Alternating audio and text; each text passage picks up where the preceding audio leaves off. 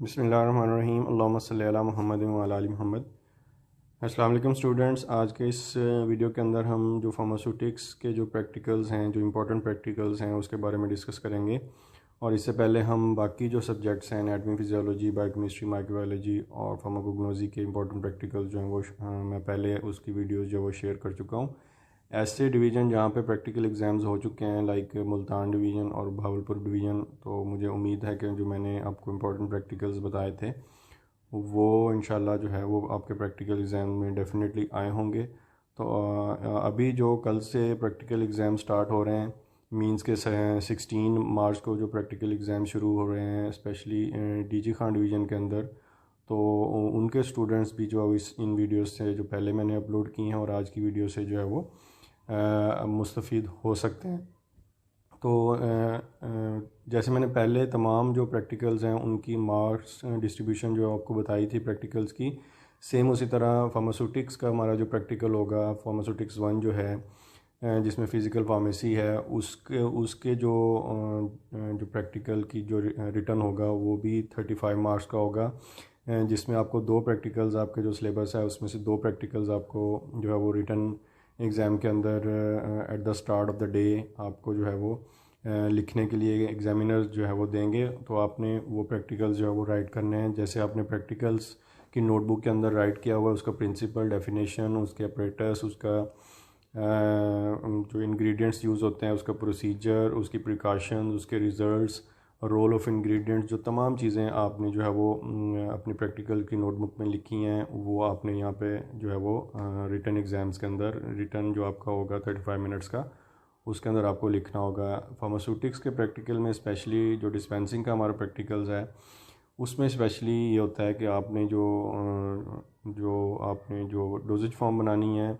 जो आगे चल के मैं आपको इम्पोर्टेंट प्रैक्टिकल्स के अंदर बताऊंगा, तो उसमें आपने रिटर्न जो आपका मॉर्निंग में होता है उसमें आपने लेबल जो है वो जो प्रैक्टिकल की नोटबुक्स के ऊपर आपने जो प्लेन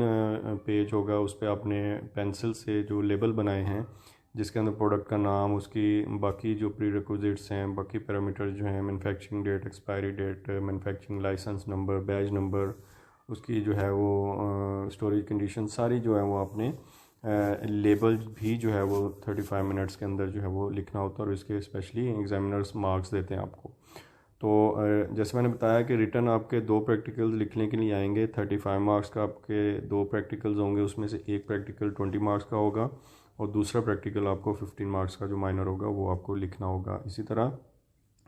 वाइवा और परफॉर्मेंस के 50 मार्क्स हैं, और इसी तरह कॉपी और इंटरनल असेसमेंट के जो है वो 15 मार्क्स हैं। मींस के आपके इंटरनल जो एग्ज़ाम है, आपका सब्जेक्ट टीचर है, उसको पंजाब फार्मेसी काउंसिल ने जो है वो 5 नंबर जो है वो एलोकेट किए हैं, वो अपने स्टूडेंट्स को जो है वो 5 नंबर जो है वो दे सकता है। तो टोटल इस तरह जो है वो फार्मास्यूटिक्स के प्रैक्टिकल में भी आपके 100 मार्क्स का प्रैक्टिकल होगा, उसमें से आपने 50 मार्क्स जो है वो जी। यहाँ पे हम जल्दी से देख लेते हैं कि आपके फार्मास्यूटिक्स के जो इम्पोर्टेंट प्रैक्टिकल्स हैं वो कौन कौन से हैं। आपके जो फार्मास्यूटिक्स का सिलेबस है उसमें ऑलमोस्ट जो है वो 9 से 10 डिफरेंट प्रैक्टिकल्स हैं, एक्सपेरिमेंट्स हैं, जो आपको